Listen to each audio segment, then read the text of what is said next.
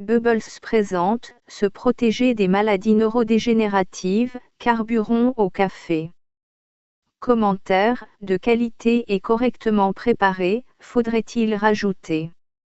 Les études scientifiques soufflent le chaud et le froid concernant le café. Bien souvent, il s'agit de recherches concernant les effets de la caféine.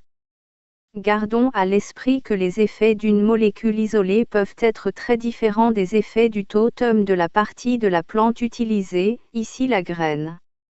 Des fois que l'on oublierait également que boire du café est une pratique de phytothérapie.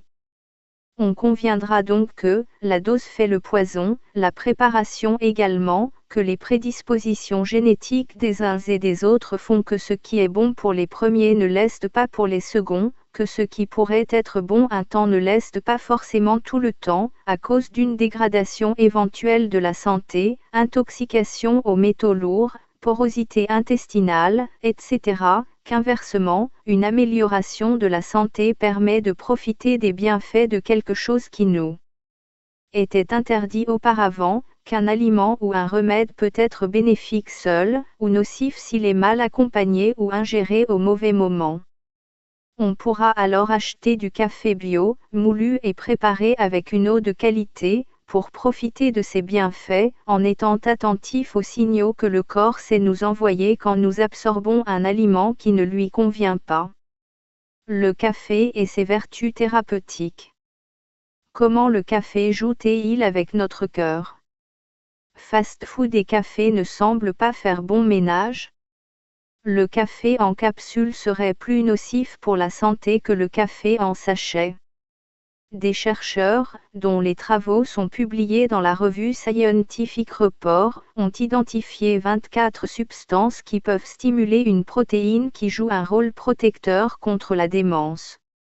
En 2016, la même équipe avait montré que l'enzyme NMA2 joue un rôle de protection des neurones et contribue à combattre les protéines Tau qui forment des agrégats caractéristiques des maladies neurodégénératives comme l'Alzheimer, la maladie de Parkinson et la maladie de Huntington. Chez les personnes atteintes de ces maladies, cette enzyme est en quantité réduite dans les neurones du cortex. Afin d'identifier des substances susceptibles d'influer sur la production de l'enzyme NMA2, 8 Chen de l'Université de l'Indiana à Bloomington et ses collègues ont examiné plus de 1280 composés dont des médicaments existants. Ils ont identifié 24 substances ayant le potentiel d'augmenter la production de la NMA2. L'une de ces substances est la caféine, qui a également montré un effet positif sur la mémoire des souris qui avaient été génétiquement modifiées pour produire des niveaux élevés de protéines Tau défectueuses. Des travaux précédents de l'équipe avaient montré que ces souris produisaient également des niveaux inférieurs de NMA2. Les souris modifiées qui ont reçu de la caféine ont commencé à produire les mêmes niveaux de l'enzyme que les souris normales. Un autre composé qui stimule fortement la production de NMA2 est le Roliprane, un médicament dont le développement comme antidépresseur a été interrompu au milieu des années 1990. Les autres molécules aux effets bénéfiques, moins prononcés que ceux de la caféine et du Roliprane, sont la ziprasidone, la cantharidine, la wormanine et l'acide rétinoïque.